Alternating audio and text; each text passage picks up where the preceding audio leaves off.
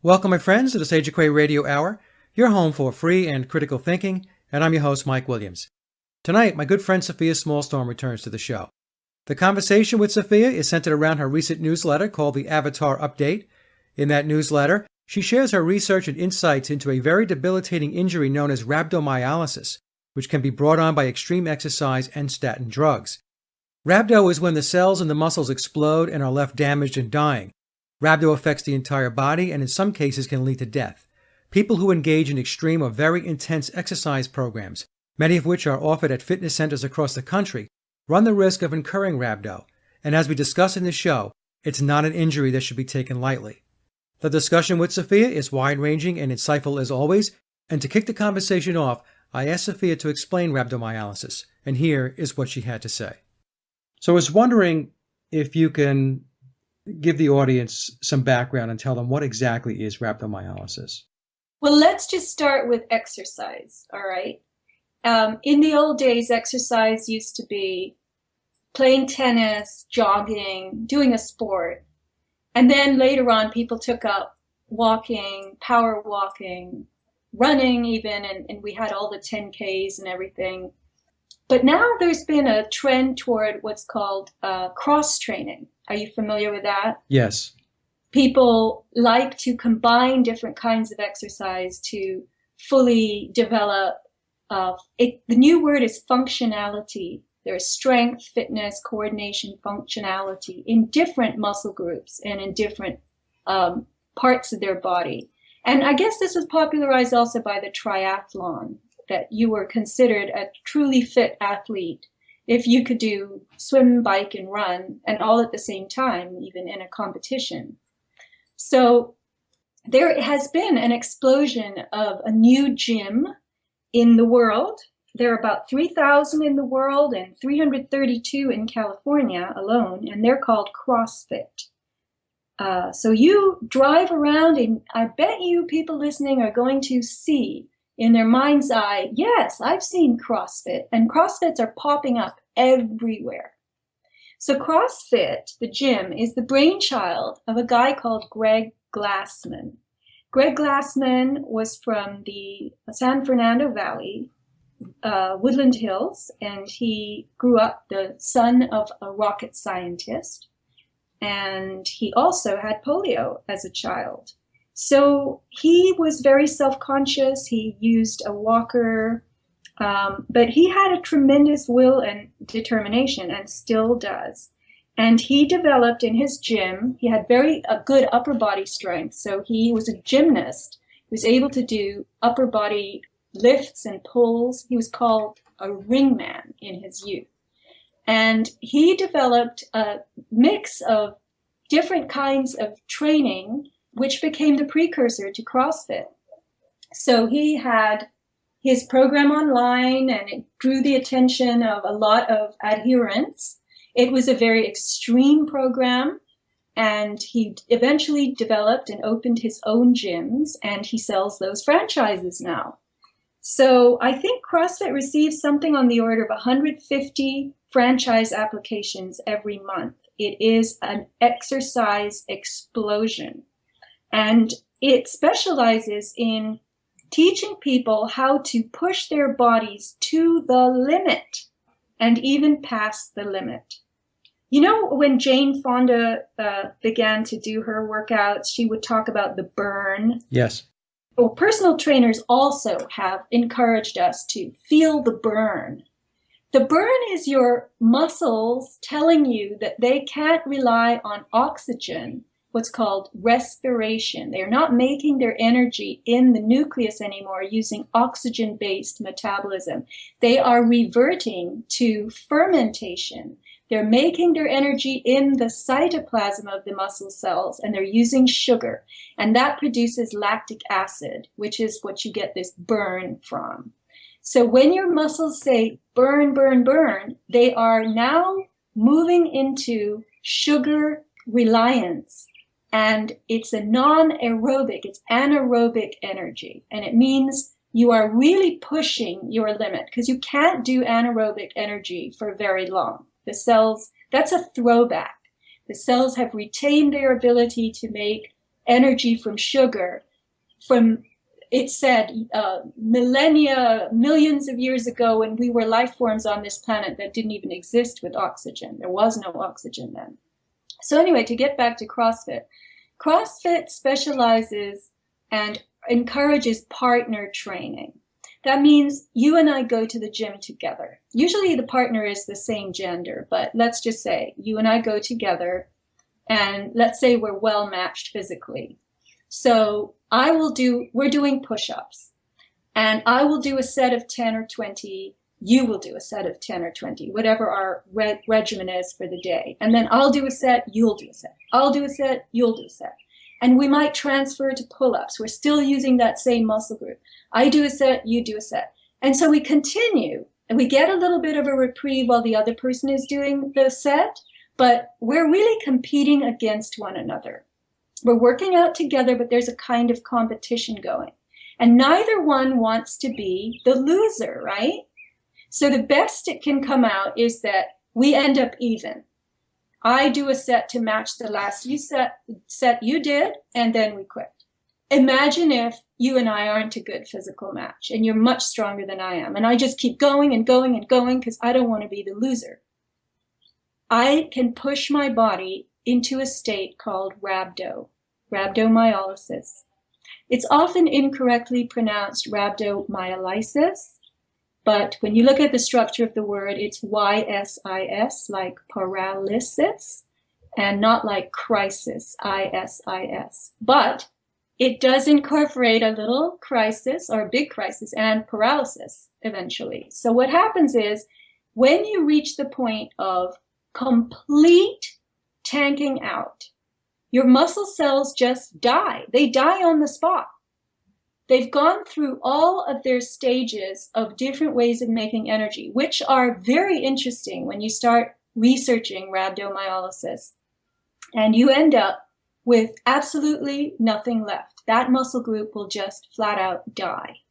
So a lot of people who go to CrossFit will end up going home and plunging in a bath of ice water. This is how they revive themselves and treat the intense soreness and pain that they have.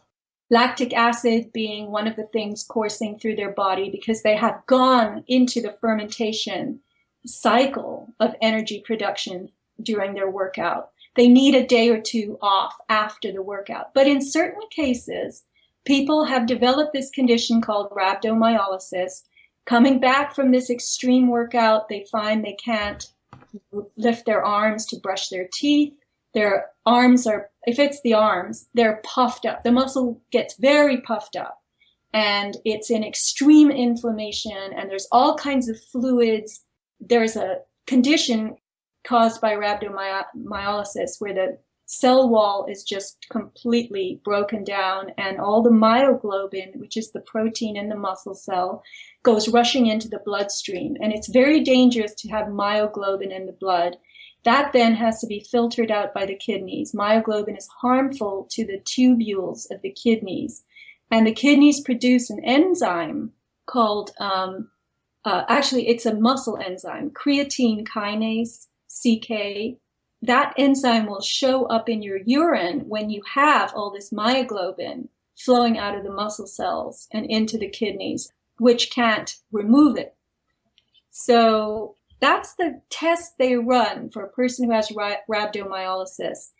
They will do a urine test, and if they find high levels of CK, creatine kinase, in the urine, and your urine is often very, very dark. It's the color of coffee or Coca-Cola. And then you'll end up in this state of complete loss of function in that muscle group, or you die. A lot of people are put in the ICU, and they are intubated. They get on dialysis machines to help their kidneys filter this CK out. It can often be the end. So CrossFit Gym has taken as its mascot large rubber figure. It's also drawn in cartoons called Pukey the Clown or Uncle Rhabdo the Clown. In the full version of the mascot illustration, Uncle Rhabdo is surrounded by a pool of blood on the floor at his feet. He's a very muscular clown. You can look him up.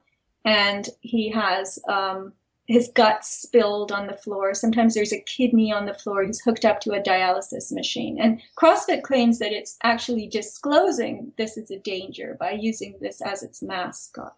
Oh, that's ridiculous. I mean, they think that they're off the hook because they put this mascot out there. And, most people, the vast majority of folks that are involved in this kind of training have no idea whatsoever what rhabdomyolysis could mean. It could ruin their life, completely ruin their life. From what I'm hearing, Sofia, the way you're explaining this is if you do end up getting rhabdomyolysis, that you may not get your muscle back, right?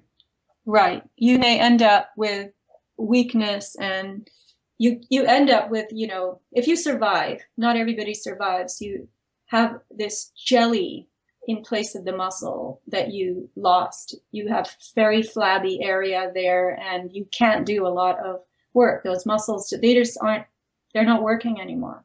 The cells literally get to the point of death, sudden death, you could call it. Well, it appears that they're advocating and marketing a very, very dangerous activity.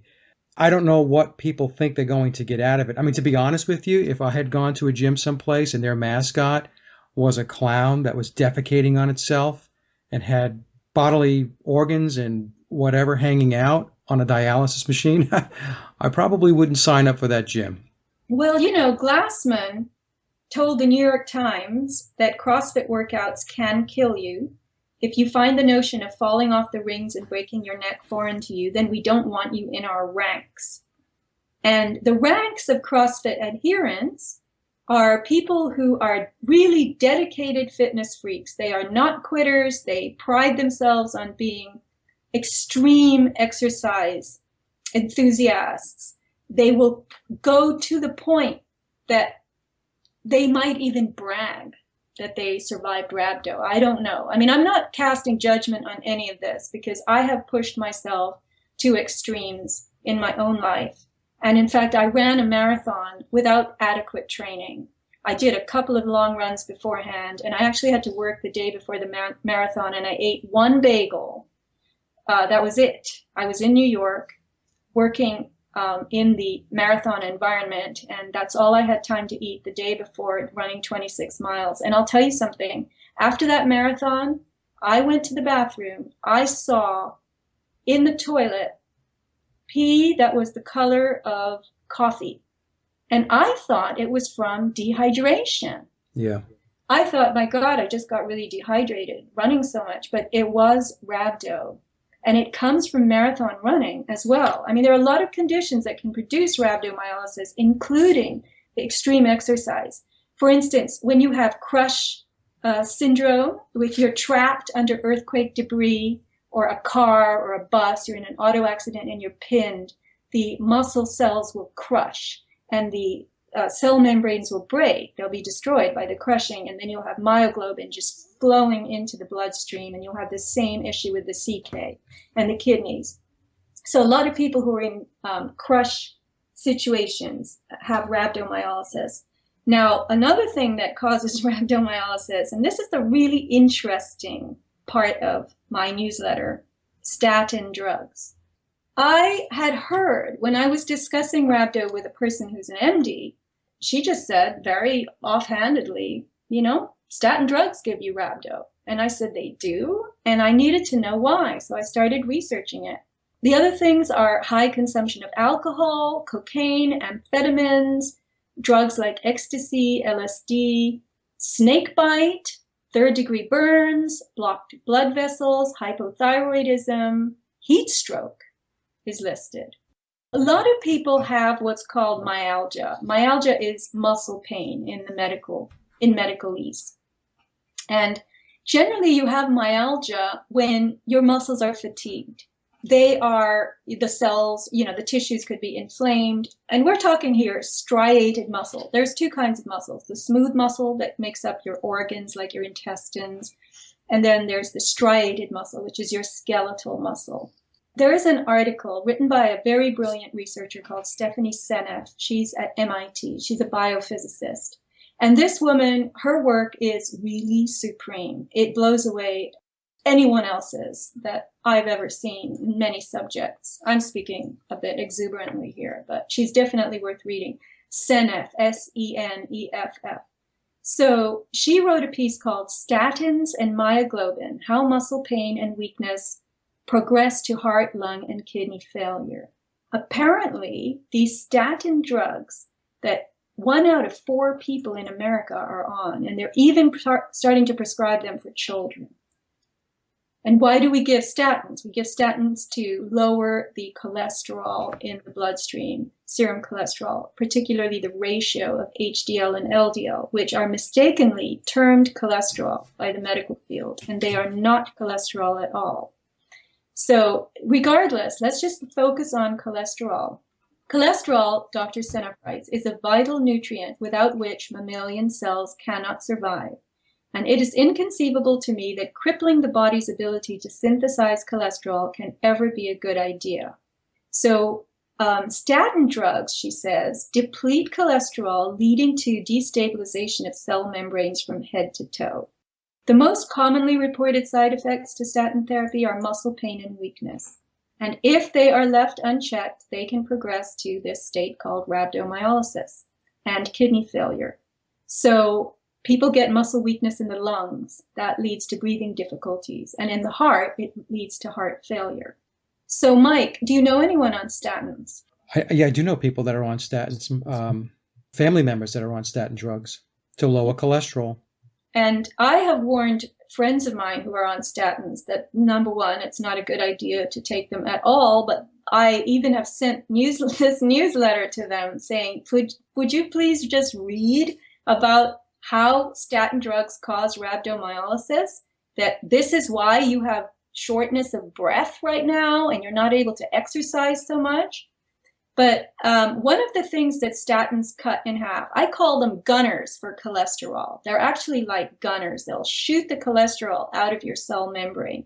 So cholesterol is a building block of the cell. If you Google cholesterol, you'll learn that it's an integral repair material. It's a molecule made in the liver, and it's returned to the liver on a regular basis in its broken down form.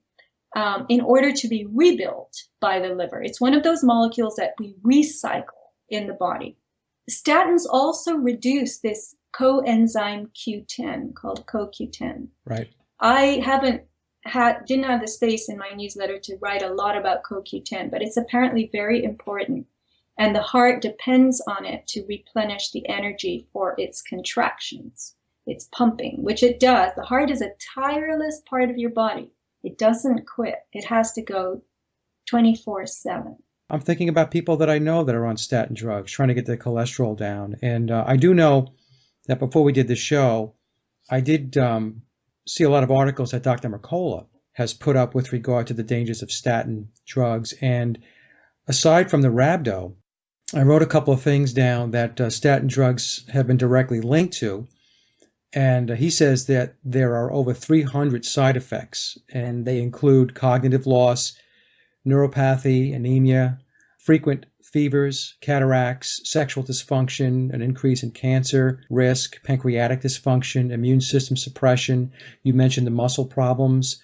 So it's amazing that all of these side effects are out there, yet the doctors will continue to hand the stuff out like they're handing out candy in order to reduce cholesterol levels. And one of the things that I read in Dr. Mercola's article, he said that if you're taking a statin, you may not even need it because cholesterol is not the cause of heart disease. Yeah, that's another. I mean, Mercola has done so much work, and we have to remember that Mercola's articles are written by other people. They're approved by him, and they sometimes contradict each other. I have found that in his newsletters, but I think that's only because the set of people who wrote that one particular article didn't know the nitty-gritty of what was written in a previous article. I'm not faulting him or the Mercola hub. I have learned so much from Dr. Mercola's newsletters. But one of the things I want to say about the many symptoms that statins might cause, now this is just me. This is just me theorizing here, and I could be wrong.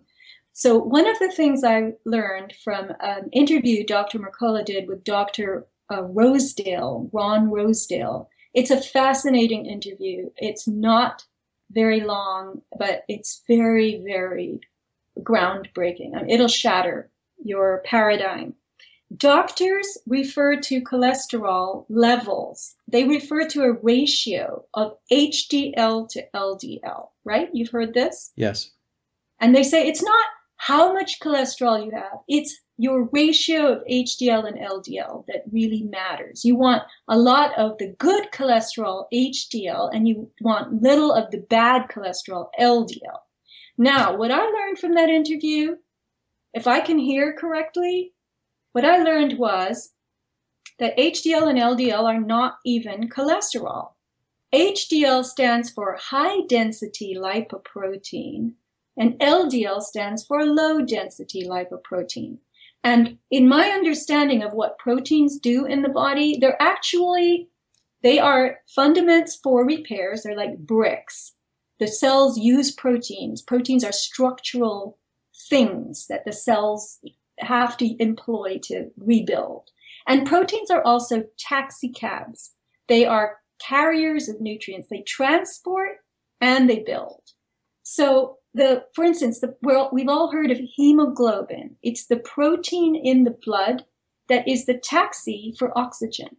So hemoglobin transports oxygen throughout the bloodstream. And myoglobin is the protein inside the cell that takes the oxygen from the cell wall where it comes in and takes it right to the nucleus of the cell. Picture the cell like an egg, a broken egg, a fried egg. The yolk is the nucleus and the white is the cytoplasm. Now the nucleus is fat-based, the cytoplasm is water-based. So the cell needs membranes to keep its two parts distinct. And its two parts have a lot of different functions. So myoglobin is the protein taxi inside the cell that carries oxygen from the cell wall to the nucleus, where it is made use of for respiration, to produce the energy ATP, which is the fuel of the cell. And remember we said earlier that when not enough oxygen is coming in fast enough and the cell is being worked and worked and worked, these are muscle cells I'm talking about, they have to stop trying to make oxygen, to make ATP in the nucleus, and they have to start using sugar in the cytoplasm. HDL and LDL to do is high density lipoprotein, low density lipoprotein. The descriptor lipoprotein means it's a protein, HDL. LDL is another protein. They're taxis for the cholesterol to ride on. So the LDL carries the full flush new cholesterol that's been just repacked and remade by the liver over to the cells, wherever they happen to be, and the cells use them to remake themselves, to rebuild and strengthen and fortify. And then the leftover cholesterol, the remnants of the full cholesterol, is brought back by HDL, high density lipoprotein. It's the other taxi. It's like the bus or train to and the bus or train from. So these two, LDL and HDL, are not cholesterol. They just carry it, okay? And in my simple mind, I'm just a layperson, I would think that a sick person needs a lot of LDL to carry a lot of cholesterol over to his or her damaged, injured tissues and cells. And more cholesterol is being used, so less comes back. So when a drug changes the fleet of taxicabs, the size of the fleet, and it gives you a very small fleet to take the repair material over to the cells and a big fleet to bring it back, this is backwards. The reason people have lots of LDL in their blood and less HDL is because they're sick. It's carrying a bunch of cholesterol. So why would you want to mess with that? And if you do mess with that, and if you change the size, the relative size of those two taxi fleets, you are going to get innumerable symptoms of disrepair all over the body. Right. Now, everything you're saying, it maps to a couple of the articles that I did read on Dr. Mercola's site. And one of the write-ups, Sofia, says that Many buy into the conventional belief that lower cholesterol equals a lower risk of heart disease, but this is not always the case. And in fact, high cholesterol levels are indeed protective in some cases, whereas low cholesterol levels are very clearly linked to chronic disease. So I guess the point I'm trying to make here, you and I are not advocating one thing or another. We're just putting information out there, based upon our research and giving our opinion. So this is not medical advice. But not until we had the pre-call for this interview here did I really sit down and take a look at this. And it's just another example in my mind where there's no discussion with regard to what the side effects or the downside is to these drugs. Nobody really ever discusses that.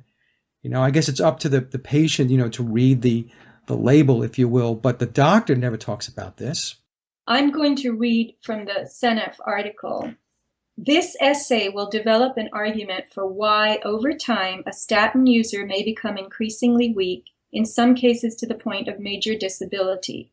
A key message is that muscles are forced to cannibalize themselves to acquire sufficient energy. Another factor is oxidative damage to muscle tissue with subsequent disintegration of the cell walls. This is true not only for the skeletal muscles, but also for the respiratory muscles controlling breathing and the heart muscle. With continued abuse, the muscle cells disintegrate and the debris travels in the bloodstream to the kidneys, which can lead to kidney failure. So the pharmaceutical industry, it minimizes how many people report myalgia. It says it's about 2%. But CNF says the observational studies have shown at least 10, if not 15%, people complaining of muscle pain. But the actual real number of these people is much, much higher. Because the thing is, people who are taking statins are generally older, and they're just writing off this statin damage, these pain signals they're getting to aging. Yeah. And the shortness of breath. Oh, I'm just getting older, right? Yeah, this is unbelievable. It really is depressing when you start to really dig into this stuff and you see how people are being attended to from a medical perspective. I mean, it's very disheartening. I took material from that very long CNF article, which I hope you'll link because it's so worth reading. It's going to take a little time, but it's definitely worth reading and trying to understand. But here's my synopsis of it. The article is a long one, but in short, muscles need a lot of energy to contract, to move our limbs and transport our body weight. They have primary and secondary ways of getting the energy to do this, as their workload ranges from mild to extreme. Oxygen-based energy production, called respiration, occurs in the cell's nucleus, remember the egg yolk, where glucose and fatty acids are broken down to produce ATP, the actual fuel used by the cell. When oxygen is in short supply, the cell can make energy in the cytoplasm, the white of the egg, breaking down glucose with special enzymes. This is a process called fermentation. Fermentation, or anaerobic energy production, is what muscles rely on when under duress, when their oxygen doesn't come in fast enough. And there are, of course, gradients of duress. Some are voluntary, mild aerobic exercise. Some are more extreme. Starvation, for instance, is a gradient of duress that's very extreme. So extreme exercise or extreme power and strength requirements call on the muscles to pick from a range of glucose/enzyme activities involving other major organs in the body, the heart and the liver. It's very complex and very remarkable, but let's just say that we have an arsenal of, if not this, then that, available to the muscles. So the muscles have a hierarchy. When things are doable, they use respiration. If their demands are much harder and higher, they go to fermentation, okay? Making energy in the cytoplasm from sugar. But if our cell walls are broken and we're short of enzymes, meaning the enzymes are flooding out, none of the methods are going to work. Myoglobin is a protein that holds and transports oxygen within the cell, buffering it when it becomes dangerous. Because oxygen is tricky.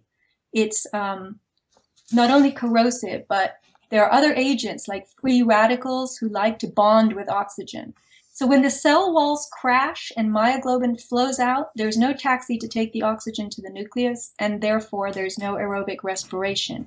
Without enough enzymes, the cell can't perform anaerobic fermentation either, because it needs enzymes to break down the glucose. So when fermentation fails, the anaerobic energy production in the cytoplasm, muscle cells can actually take their own proteins, ship them to the liver, which uses them to generate glucose, and that goes right back to the muscles. So this is what I mean when we have this descending order of, possibility. When things get harder and weirder and more demand, tricky, they can actually cannibalize themselves. Muscles will take their own proteins and make energy out of those in the liver and then get them back. So this is the last resort sacrifice, this cannibalization, that it might give you the strength to keep going if you're lost in the wilderness. Your muscles will actually consume themselves, but that could get you back to civilization, right? Yeah, it's just so weird to me. Like this whole thing where you would push yourself to such a point that you could conceivably hit the point of no return. In other words, you could damage your body so badly that there is no recovery. Right. So what do you think? And I know I'm digressing a little bit here because this is really very strange to me, because I can't imagine somebody going out and knowingly looking to damage themselves, or to hurt themselves physically or mentally. It even gets more weird when it's under the guise of fitness, pushing yourself to such a limit. As an example, in your newsletter on page 3, you mentioned that this is not about exercise or sport in the sense of perfecting a tennis game or jogging a little to get your heart rate up. It's designed to build your will, to teach you how to push to some untested point that will someday get you through something you wouldn't have been able to deal with before. But I mean, what is that something that do you think that you're preparing for if you're engaged in this type of activity? Well, Glassman says that CrossFit preps people for the unknown. He calls physical preparedness something that you would need. This is a direct quote from him. For getting ready for war, getting ready for earthquake, getting ready for mugging, getting ready for the horrible news that you have leukemia.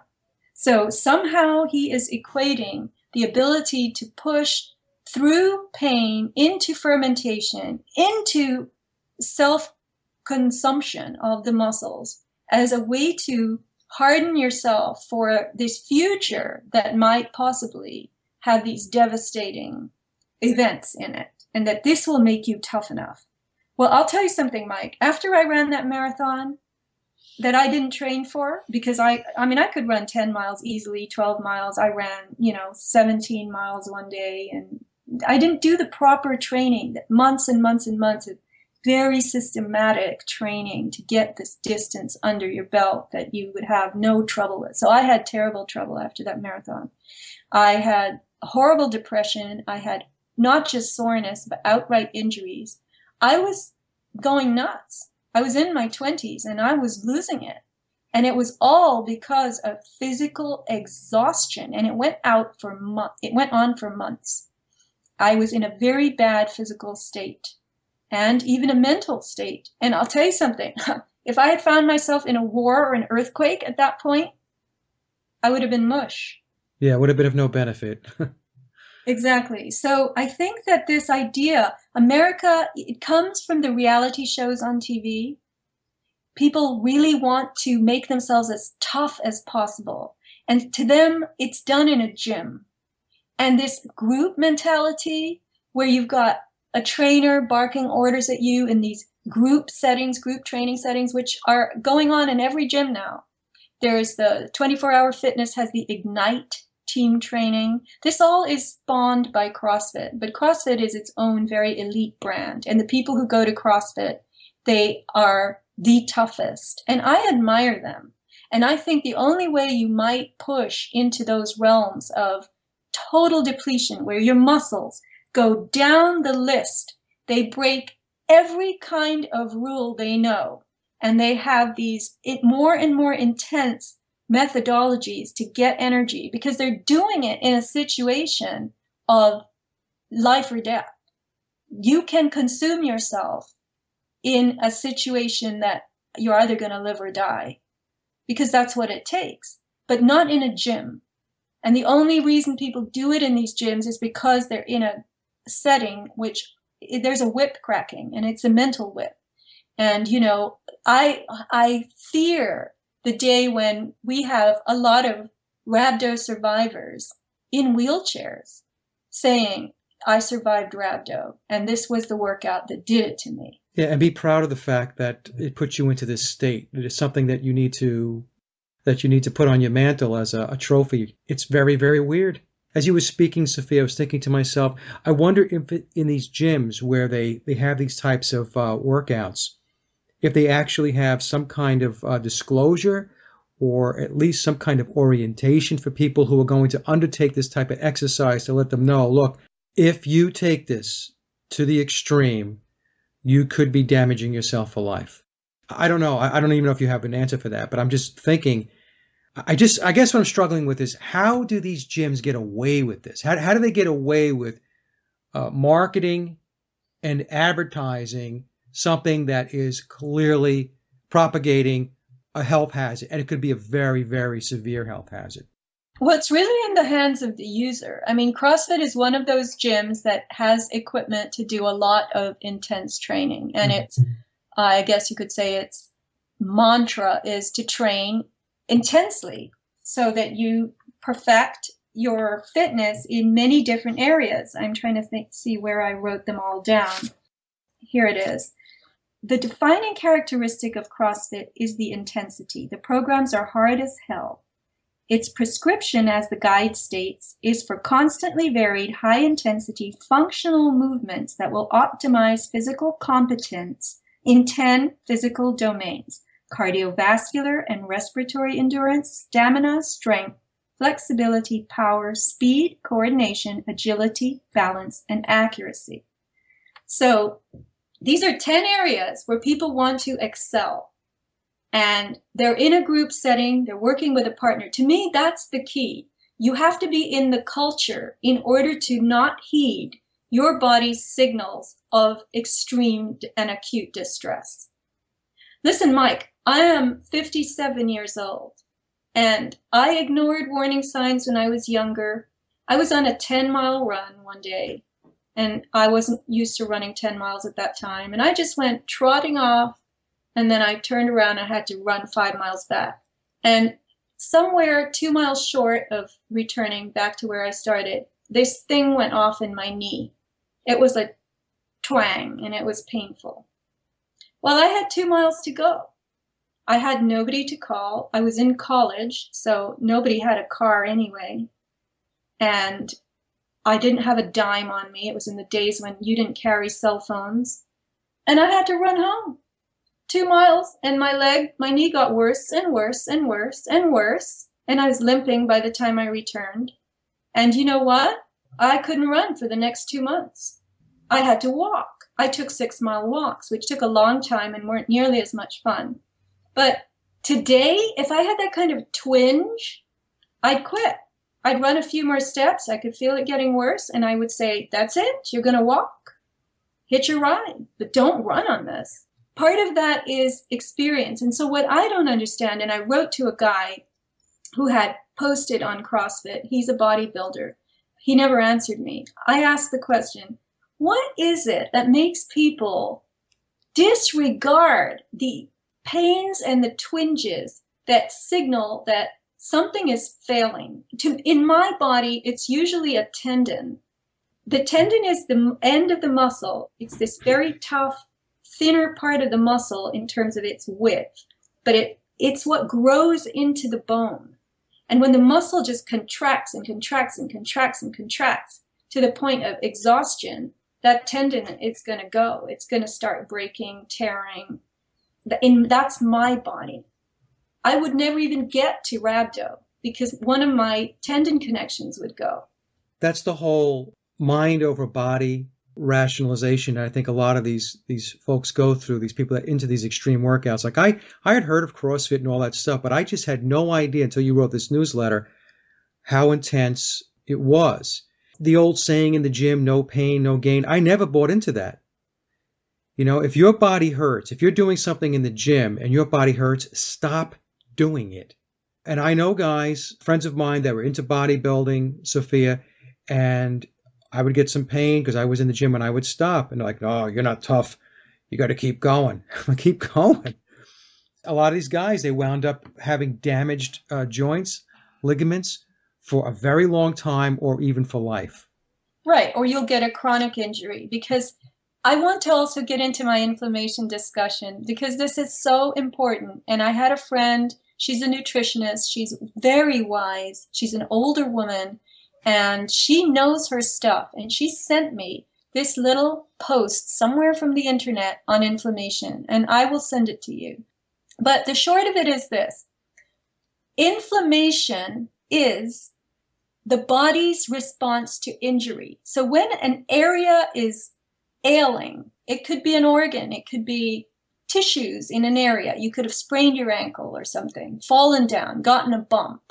They say that inflammation causes disease. Well, they're wrong. Inflammation accompanies disease because it's a necessary step for the body to begin repairs. So inflammation is the body's way of opening up tissues, just widening all the transport channels for blood, nutrient, oxygen, wastes to be taken out, lymph to start detox, to remove all the excess proteins and the blood will bring the fibroblasts and all the precursors to cell repair. So the tissues are wide open. The area is big. It's puffed up.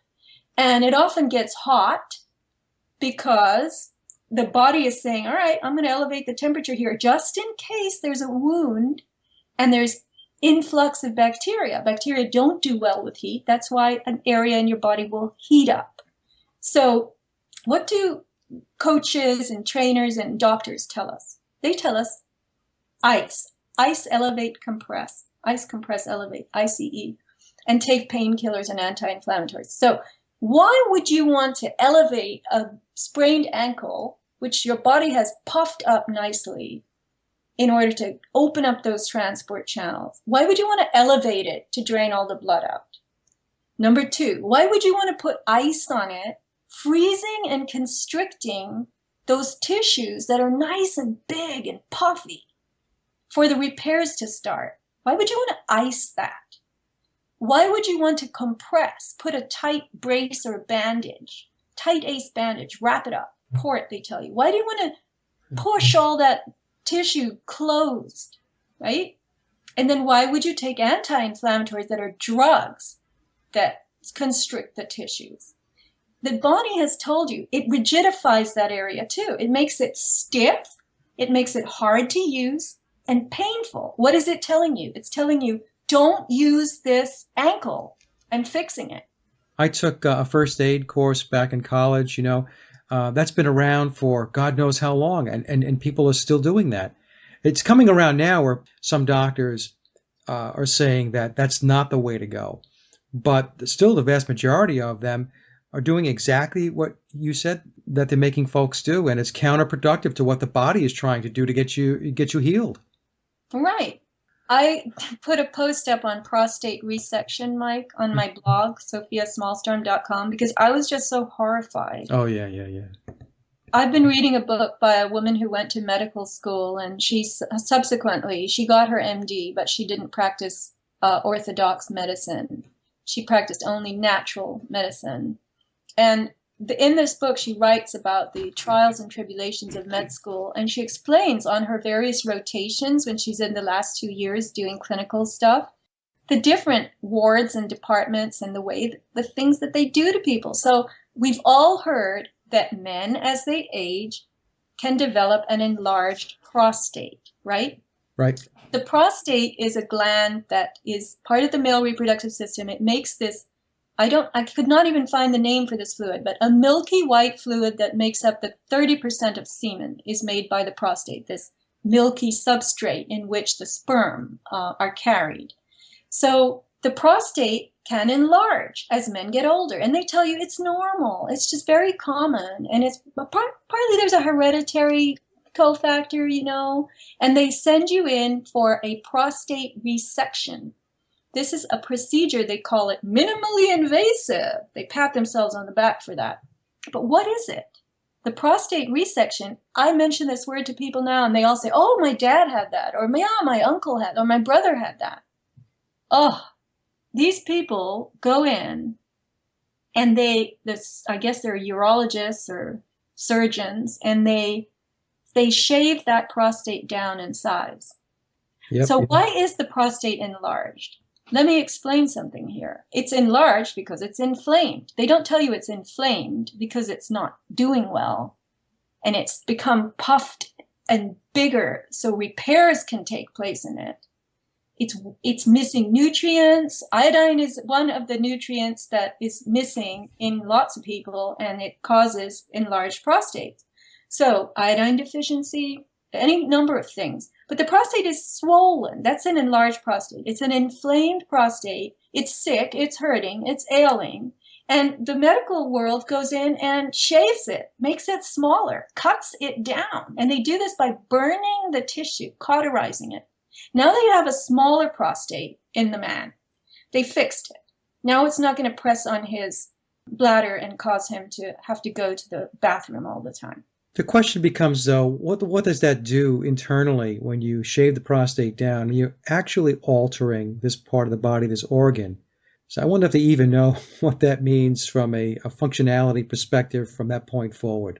Yeah, it's not going to do its job. Ejaculation issues, more pain, more discomfort, blood in the urine. I mean, the side effects of prostate surgery, they'll tell you, oh, it takes a while to normalize. But the fact is, you've just whittled down a gland that was asking for help. You've actually cut it and made it smaller so it fits in the space it's supposed to fit in. That makes no sense to me. Sorry. No, it's interesting, not to get too personal with my own story here, but about, I guess, over 10 years ago, a decade ago, there were some issues that I was experiencing with the prostate. And so I went to the doctor, and they gave me this medication. It was Flomax. And Sofia, I was on that Flomax for about 4 days before I couldn't function. I was completely disoriented. I couldn't hold a thought in my head. I remember at that time I was at work. I was on a business trip. I was up in Connecticut at the time. And of course, I'm trying to get ready for a big presentation. That's the reason why I was up there. And I'm telling you, I could not get my thoughts put together. So I realized that, you know what? It's this drug. And so I called my doctor from Connecticut. I live in North Carolina. And I said to him, look, I'm having the following symptoms, and this is not good. He says, stop taking it immediately. So I did. Now, what I started doing, and this goes back to when I really started getting more into herbs and supplements and stuff like that. I did my research, and I started taking saw palmetto. And I was on the saw palmetto for about a week, and all of the problems or issues that I was experiencing with the prostate completely went away. Now, that's my personal story, so I'm not sitting here saying that's going to work for everybody that way, but I do know that it works for a lot of guys, because when I went to my urologist for a checkup, and I had mentioned to him that the Flomax is out, I can't take this stuff. I had very bad side effects from it, and that I switched to the saw palmetto. To this urologist's credit, he said, continue to stay on it. He says, because he said it works as well as any of the prescription drugs that they are handing out to the guys. He said, so stay on it as long as it works. And he says, and it should work a long time. And I have never been off it and never had any such issues again since I was on the saw palmetto. So it's saw, S-A-W, palmetto. S-A-W, yep. Palmetto, P-A-L-M-E-T-T-O. And guys, if you are listening to this, you want to get the standardized version of it, which means it doesn't have a whole bunch of crap and additives added to the supplement. But anyway, I wanted to throw that in there because, it's just another situation where, the first inclination is just to hand out drugs. It's like the whole discussion we had about with the statin drugs. Yeah. It's their knee-jerk reaction. Here, take this. And So it's the extract of the fruit of Serenoa repens. I don't know what that is. It's rich in fatty acids and phytosterols. It's been used in traditional and alternative medicine to treat a variety of conditions, most notably benign prostatic hyperplasia, which is the inflamed prostate. right. So yeah, it's commonly used and people really like it. Now, I'll tell you a story. I had a friend who didn't tell me that he had a frequent urination problem. He was in his 50s, but he wanted to try iodine. So I let him have a 1/4 ounce bottle, the little trial size. And a few days later, he told me it was amazing. And I said, why? And he said, well, for one thing, it has stopped my frequent urination. I said, really? And this is all reproductive gland issue, the prostate being inflamed because it's a reproductive gland. So I guess the iodine, he was only taking 1 drop. I said, how much are you taking? He said, 1 drop. I said, really? He's 6'4". I said, you're not going past? He said, no, I'm going to stick with 1 drop. And usually you start with the 1 drop and you work up to whatever your desired favorite level is. But you have to go up slowly. So he stuck with the 1 drop, and he said he had spent thousands and thousands of dollars trying to go to urologists and get something done for his frequent urination. And this first drop of iodine he ever took apparently solved the problem for him. So that to me was an astonishing story. And again, I don't know the difference between saw palmetto and iodine, the effect on the prostate, but here are 2 things that evidently in 2 instances have worked very well. To possibly help, yeah. Yeah. And it's not expensive. Yeah, exactly. I have a story for you too, if you don't mind. No. Go back to rhabdo for a second. People will probably think, God, this guy wants to talk about that a lot.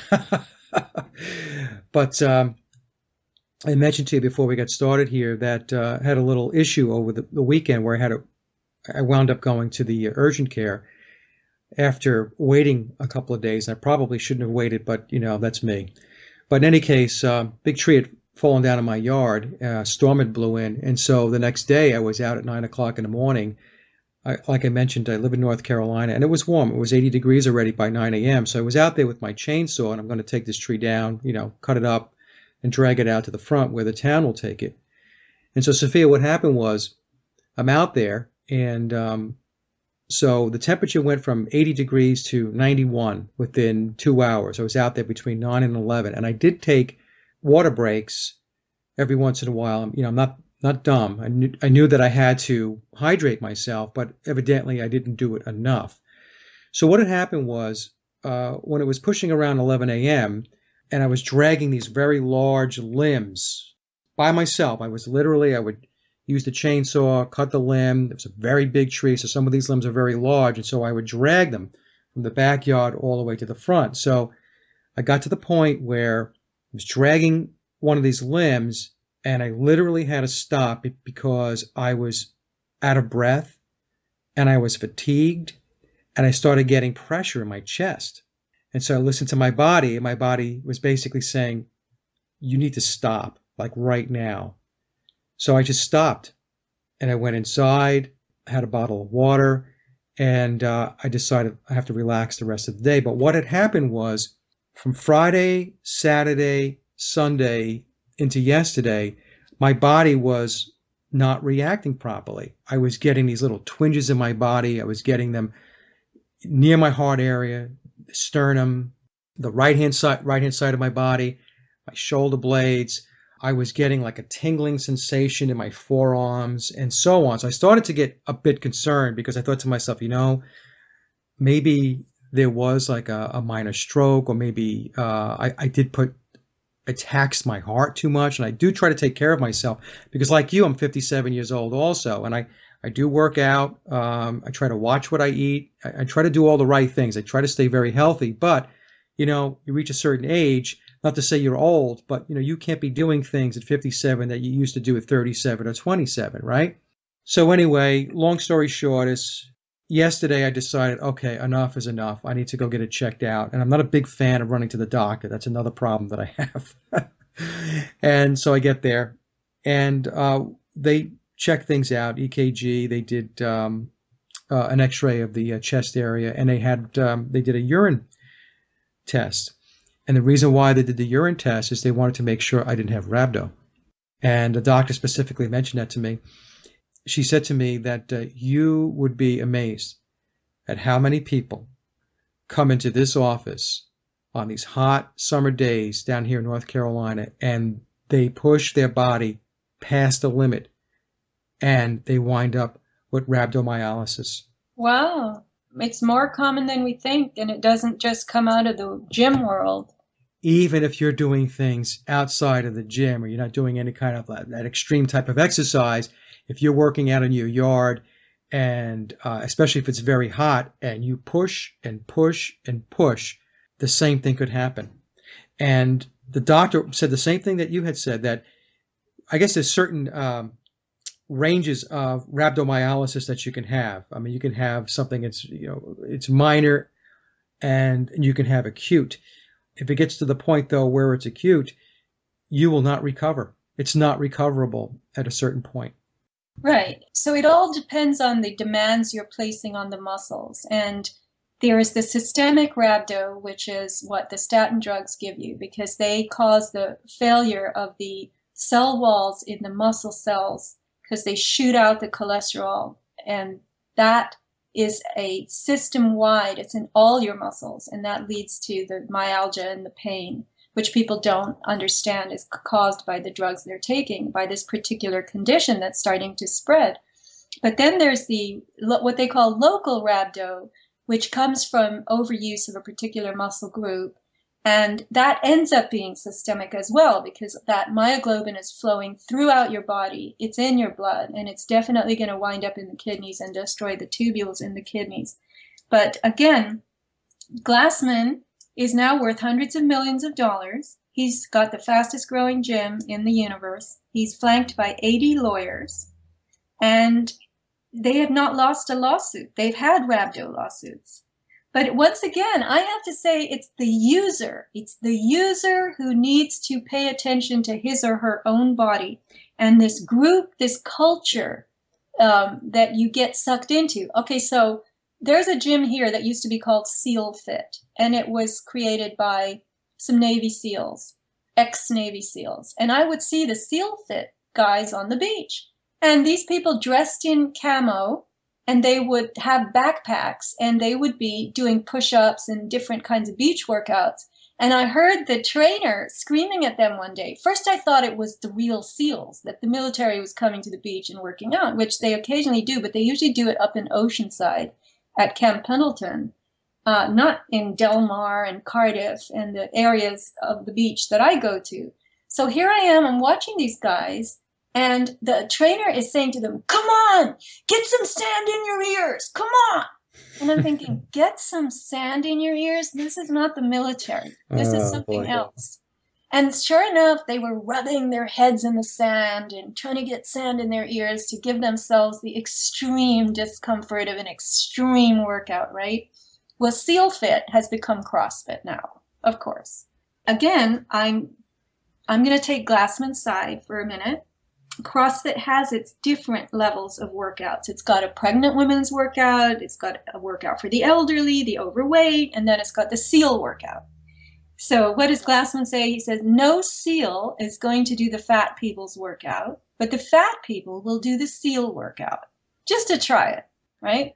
Well, by the way, you have to be a complete moron to stick your head in the sand and be getting sand in your ears and trying to invoke discomfort. I'm sorry. Oh, you wouldn't do that, Mike? I know. I wouldn't do that. You're telling that story, and I'm getting this visual of people like rubbing their head in the sand, and I'm going to be a tough guy, whatever it may be, and it's moronic. I'm sorry. Look, if you're into one of these fitness programs and you're doing that and you're hearing me and you're insulted, I'm sorry. Okay, it just doesn't seem very intelligent to me. Well, then you could get some in your mouth.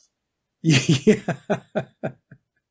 I'll tell you, I have been buried in the sand by a friend as an adult. I see kids doing this all the time to each other. A kid will put another kid, pile sand on him, dig a hole, and it's a very interesting experience. But You do go home with sand in all the cracks and crevices of your body, and it remains there for many days. Right. And I did see some kids on the beach the other day. They had buried their dog.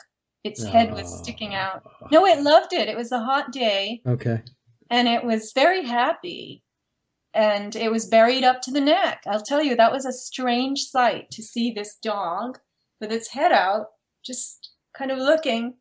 But they released it after a short amount of time. But so yeah, that's something you probably would never do, is bury yourself in the sand or have yourself buried. But these are, they're outdoor experiences. I think the CrossFit thing goes back to being a wild child. And you just want to do something as long and as much as possible. But the thing is, I still don't understand how you can ignore your body's signals of distress and end up losing an entire muscle system. Yeah, that's my point. My point is that you're doing it's so extreme that you're all caught up in it. And look, I'm hoping that people who are involved in these type of exercise regimens are listening to this show and at least put a little bug in your head, just a little voice that says, you know what, I need to be careful, because maybe you didn't even know what rhabdomyolysis was, but now if you listen to the show, you will. Mike, I'm going to tell a story. I was working at a law firm which was dissolving many years ago, and they offered me some ceramic pots for plants. So I took a small one, and then I also chose a very large one. And this large one was large. Now picture all ceramic, at least 18 inches wide and 18 inches or 20 inches high. A big pot, right? A circle. And I put the small one in the large one, and I took the elevator down to the street, and I had to go a few blocks to the parking lot where my car was parked. And I was carrying these two pots in my two arms. And oh my God, I went from respiration into fermentation very quickly. And I didn't know if I was going to make it, but I didn't want to have to drop the pot and break it. Or I don't know why I didn't think about resting, because all you have to do is rest in between fermentation. You can do fermentation for a few minutes and then you rest and you give yourselves a chance to recover, and then you pick the thing up again and you carry it a little farther. Well, no. I had to get to my car without putting this thing down. And I seriously thought I was going to pass out. My arms worked harder than they had ever worked in their lives, in my life. And I made it, and they were jelly afterwards. Yep, just throbbing and shaking. I could barely hold the steering wheel to drive. That's an instance when I'm not in a team, but I have a goal. I want to make it to my car. I don't want to put this thing down. Let's see if I can carry it the whole way, right? Yeah, and I'm sure a lot of people have experienced that, carrying stuff, maybe, out of their local hardware store like the Home Depot or whatever. I don't care what age you are. In fact, as you're telling that story, I'm remembering times when I've had a similar type of experience. I just didn't put it down. I got to keep going, got to keep going, got to keep going. And then by the time I reach my destination, you're right, like your arms feel like they're just flopping around. I know. So now we know better. Put it down. Just put it down. Put it down. Take a rest. Oh, Sofia, this has been really a great conversation. It really has been. I like these conversations because we could just go off and talk about whatever we want to talk about. And it's always interesting stuff. Your newsletter is always well researched, and it's always very interesting. Well, I like doing it. It's just a way for me to really go deep into a subject and write it all down. And if people want to read more newsletters, I need to post a few from this recent year, but I'm in my 6th year. It's called the Avatar Update. On my website, aboutthesky.com, it's under the newsletter tab, and there are some samples there from the various years. I think I'm going to put this Rhabdo one up as well. And you can subscribe. There's instructions at the top of the page.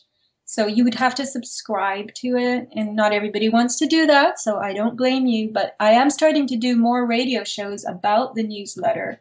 So you're going to get the content that way if you want it. Hey, do you have any new products on your Avatar site? There's a magnesium lotion coming soon. The magnesium cream is always a very good product to use when you have muscle soreness, it relaxes muscles. It stops the pain very quickly. Like when you get rhabdo? Well, I don't know. I mean, you I'm need teasing. magnesium. It's extremely important, but I don't know how much magnesium you would need for rhabdo. Probably, I don't know if it could save you. That would actually be interesting. I want people to try the hippie charcoal soap, the black charcoal soap. It's very good. And the lotion is very good also on that page. People they bypass that because there's so much soap and there's so much lotion in the world. But what I've learned is, I learned it from the people who make this stuff, particularly the lotion. When you go to the drugstore or somewhere and you buy lotion for $5 for a nice 8 ounce or whatever, you're really buying water and glycerin. You're buying filler. The quality products, the real moisturizing products, the oils, the expensive things are thinned out. And so that's the lotion you would have to apply several times a day. You put it on your arms and you notice 2 hours later, your arm is looking peely again, flaky. So you have to reapply. So you use it a lot faster, but you have that satisfaction that it's a great price. So this lotion that I brought in, it's truly amazing. Amazing. You only have to put it on once a day. So it's the olive oil lotion. And I have to say, if I put something on my website, it means it's amazing. That's all. And the URL is avatarproducts.com? Yes, that's my store. Right. Avatarproducts.com. And you can access the store from aboutthesky.com. And I have the 18X Himalayan soapberry concentrate, which I've been using in the wash. And my wash is coming out so utterly clean because I'm doing something that no one's ever done before, I'm told, by the maker of the Himalayan soapberry extract. So Himalayan soapberries are the fruit of the Statins mucorosi tree. By the way, the saw palmetto, the Serenoa repens, is a palm tree, a short one that grows in the southeastern United States. But anyway, Statins mucorosi grows in the Himalayas, the foothills, and it has the highest surfactant content. Surfactant is a slippery substance that actually removes dirt and oil from other things like clothes. So the ancients did laundry too. And these soap nuts or soap berries, when you throw a little sack of 5 or 6 into your washing machine, not only do they clean your clothes better than detergent, but they don't leave any residue. And your clothes smell wonderful. But what I started to do was combine a capful of the liquid extract and the soap berries. And my wash is coming out so clean, I can't believe it. So I'm very excited about the combination. And then the other thing that I did, I went on a cleaning spree. I am cleaning like a maniac. Blinds, whatever I can see, I'm cleaning it, washing it. And I used the Himalayan soap nut extract to clean blinds. I used way too much in the beginning. And I found out really how much this can be diluted and how well it works. So I have to take my hat off to the company that makes this. It's the 18X soapberry liquid. And you can use it in your wash. You can dilute it. You can wash your carpets, pets, blinds, whatever. But it's really good. How do you dilute it? What are you doing? Well, what I did was I took a bucket and I poured a capful in and I made, 3 inches high worth of water. Well, that was way too much. I had to dilute that more and more and more because it kept bubbling. And when I saw bubbles, I knew that it was rich in surfactant. So I wanted to get it much more watery. So you just dilute it by your sense, but you're going to start out way too strong. Just remember, use a tiny amount. I also do hand wash with it. I just do a teeny drop in a sink full of water. And that's it. And you don't need rinsing. You don't need to waste water and rinse what you're washing. You can just do a drop or 2 in the sink. And then when you drain the water out, there's no residue. So it's gone. You only have to clean it once. You have a lot of great products. And by the way, Sofia, so the folks know, your pricing is great for the types of products that you're selling. Yeah, I try to keep the price as low as possible. I just want to be very fair to people and I want them to have a really good experience. So I think argan oil is a good product too. If you want to put that on, it's very, very nourishing to the skin. All you need are a couple of drops, and you can do all your sunburn, dried out, summery, leathery skin with that. It's from Morocco, argan oil. And I actually get it from a Moroccan guy, and it comes straight from some Berber women in Morocco who hand crack the nuts. We have to be very kind to our bodies, but not baby them. Greg Glassman doesn't want you to do a namby-pamby Zumba dancing class or a cheesy bike ride. He wants you to push, but not too extremes, all right? Right. So, no, we have to take care of our bodies. Sofia, I know that you've got to run, and again, it was a great show. Thank you. Till next time. Till next time. See ya. And that concludes another Sage of Quay interview, and I hope you enjoyed the discussion as much as I did. Links to my guests' websites and social media are listed in the show notes below. And as always, I'd like to thank everyone for listening and visiting the blog. You can get to the blog by typing in sageofquayradio.blogspot.com or simply head over to our hub website at sageofquay.com. Also, if you get a moment, please visit laboroflovemusic.com to listen to my album, Leaving Dystopia. And remember, live in truth and always serve creation. It's really that simple. See everyone next week. Be safe, enjoy, and God bless.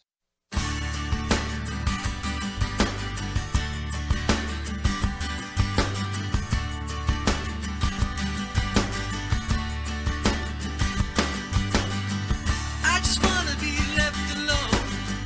I don't need you after me. I know my way back home, so please go away, let me be.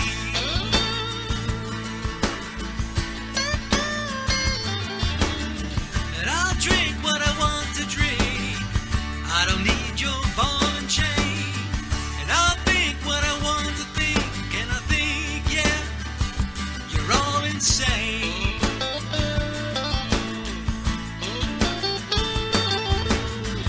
I just want to be free. I just want to be free. Yeah, yeah. Why is it hard to see? I just want to be free.